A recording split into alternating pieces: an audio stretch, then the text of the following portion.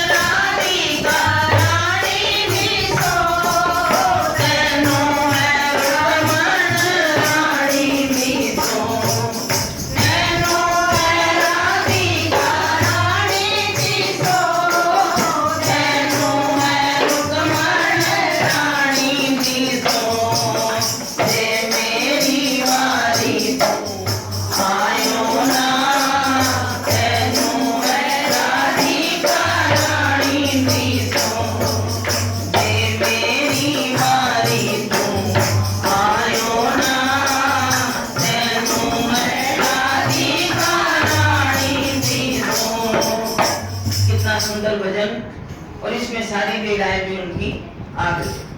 ये बात हो रही थी ना, काली नाग को नथा था भगवान ने, तो इसलिए भगवान कृष्ण, लेकिन हम आपको कहें हमने तो इन चित्रों के रूप में, इस रूप में देखा, क्योंकि किसने बड़ा सुंदर लिखा, ना राम देखे मैंने, ना श्याम देखे मैंने, सतगुरु के रूप में ही भगवान देखे मैंने। हमने तो नंदी निवासी भगवान को देखा, तो वो भी कृष्ण से कोई उनकी लीलाएं कम नहीं थी।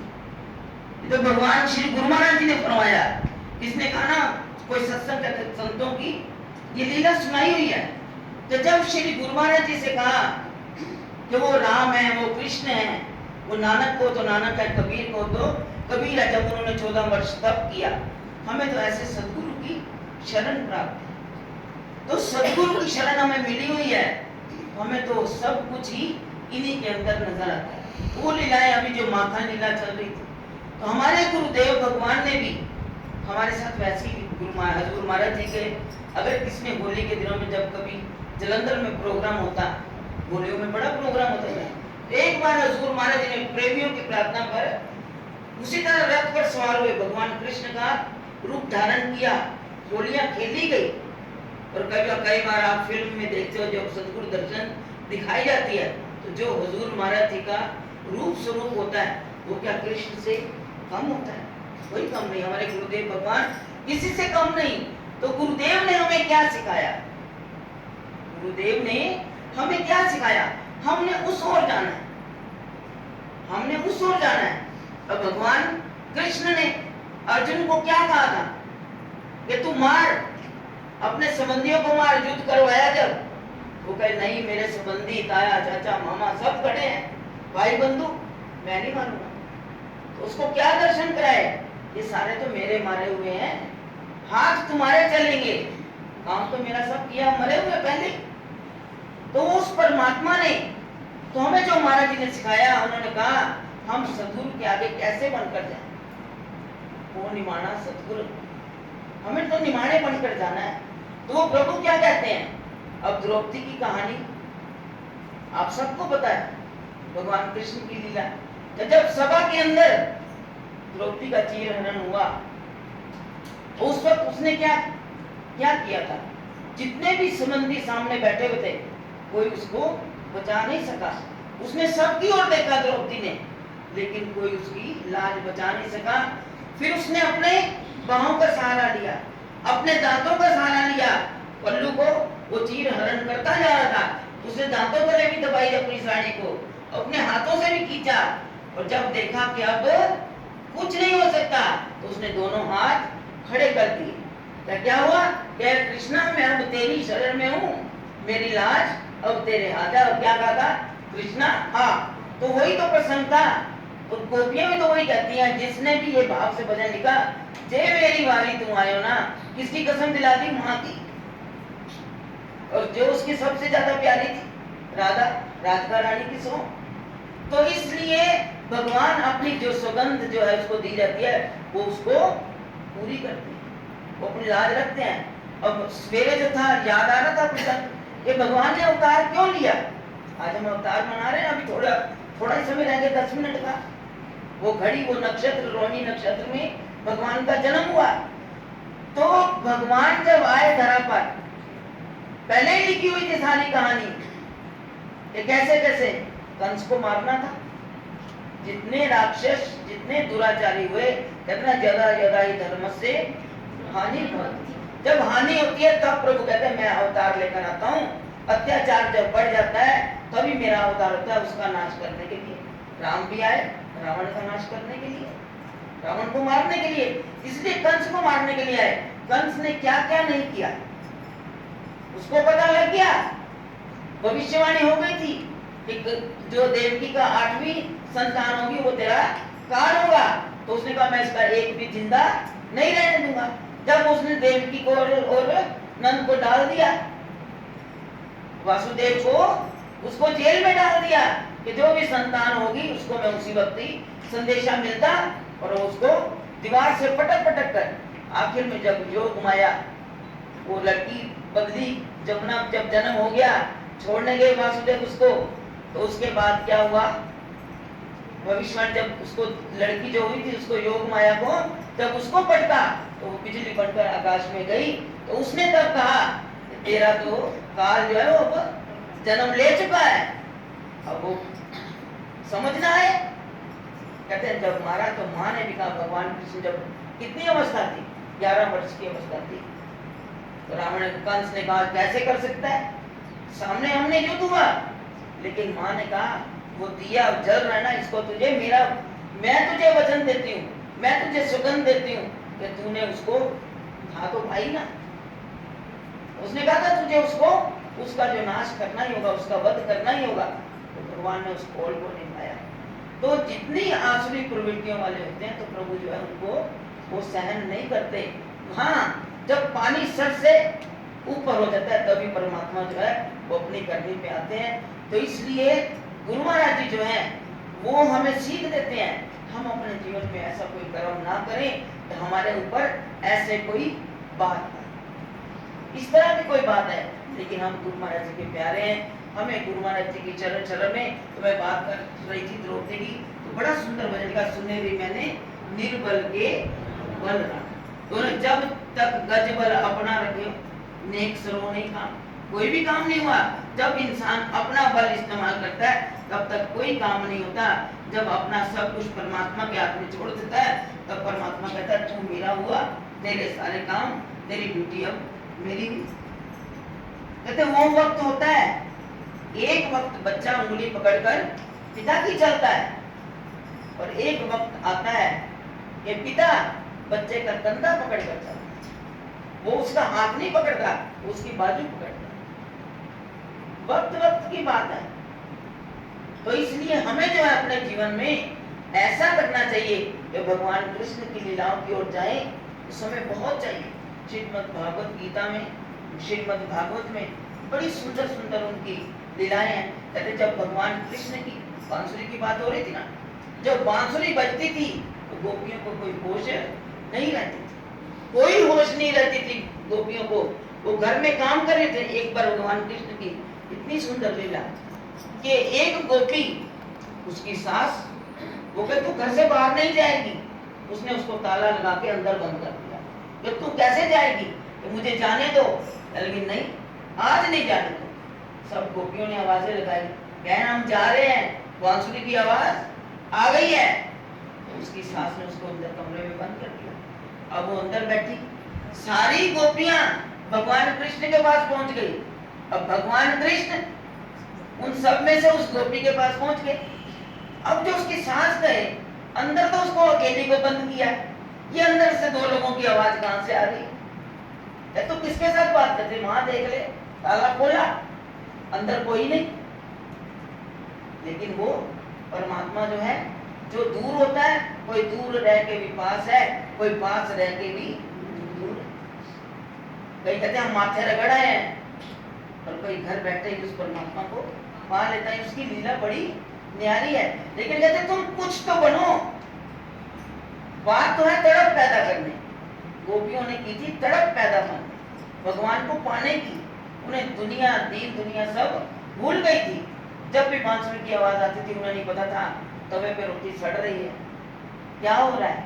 लेकिन एक बांसुरी हमारे सदगुरुदेव भगवान जी ने भी हमें, जब हमें नाम उपदेश दिया, जो अनहद नाम में सुनने के लिए कहा, वो बांसुरी की आवाजें तो हमें सुनाई देती हैं, लेकिन हम प्रयत्न नहीं करते। हमारे पास तो 2 घड़ी भजन पर बैठने का भी समय नहीं है। अगर उस आनंद को पाना है जो गोपियों ने पाया, तो गुरु मैंने कहा तुम्हें भी वो अनहद नाद वो सुनाई देगा। तो कहते ना कि भजन है कि करूं मैं, तेरा परिवार काफी है, ये साज काफी है, मैं दुनिया के साजों को क्या सुनूं, तेरा एक अनहद नाद काफी है। हम तो दुनियादारी में पड़े हुए हैं, लेकिन गुरु महाराज ने हमें बड़ी सुंदर बांसुरी, बड़े सुंदर घंटा, शंख, बांसुरी, टीना प्रेम से आरती होती महाराज जी के भजन है। तो वो कोई झूठ नहीं है, लेकिन हम समय तो दें। लेकिन आज जो है, ये जो वक्त है, बड़े बड़े भविष्यवाणी करने वाले कह रहे हैं कि आगे के जो 2-3 वर्ष हैं वो बड़े ही भयानक आ रहे हैं। ये डराने वाली बात नहीं है, लेकिन गुरु महाराज जी कहते हैं कि तुम भजन के द्वारा अपने अंदर इतनी ताकत बचेगा वही जो भजन करे। अब जो समय आ रहा है, कहते हैं आज ये जन्माष्टमी की रात्रि जो है, आज से ही भजन करना शुरू। प्रभु तो आ रहे हैं, आज से ही आधा घंटा भजन पर बैठने का प्रयत्न करो, भजन पर बैठो, अपने अंदर वो ब्रह्मांड की शक्ति जगा लो, वही तुम्हारा कल्याण करेगी, वही तुम्हें सब मुसीबतों से तुम्हारा बचाव करेगी। लेकिन हम भजन नहीं कर सकते। हम भजन करें तो हमारा कुछ भी नहीं बिगड़ेगा। वो तो वैसे कह दिया कि गुरु की शरण के आने में जो है उसके बाद तुम्हारा कुछ भी बिगड़ने वाला नहीं है। लेकिन कर्म तो हमें करना पड़ेगा ना। हम कर्म करें तो गुरु महाराज जी हमारी सहायता जरूर करेंगे। आने आप देख लो युद्ध कितना लग गया, कहते हैं ये समय ही ऐसा है, विनाशकारी समय है। अब देखो हमारे मोदी जी गए, यूक्रेन में भी गए, लेकिन कहते हैं क्योंकि ये समय विनाश का है, उनका वो भी काम नहीं किया, वो युद्ध और रात्रि से बढ़ गया और होने लग गए, प्रहार और होने लग गए थे। तो इसलिए समय की ऐसी बात है कि जब बुद्धि पर काम नहीं होता, जब समय खराब हो तो वो भी शांति जो है नहीं मान रहे। तो इसलिए ये वक्त जो है अभी आगे भी और बड़ा खराब आ रहा है, लेकिन उनका सुखी होगा जो भजन करेगा, उस पर कोई भी आंच नहीं आएगी, ऐसा महापुरुषों का कहना। तो जो गुरु महाराज जी की शरण में आए हुए हैं, कहते तत्ती भाव न लागे जी गुरुनाथ दी शरण में आए। तो हम तो बड़े भाग्यशाली हैं, हमें नंगली निवासी भगवान का दरबार मिला, बड़ा ऊंचा सुंचा दरबार मिला, हमें उनकी शरण मिले।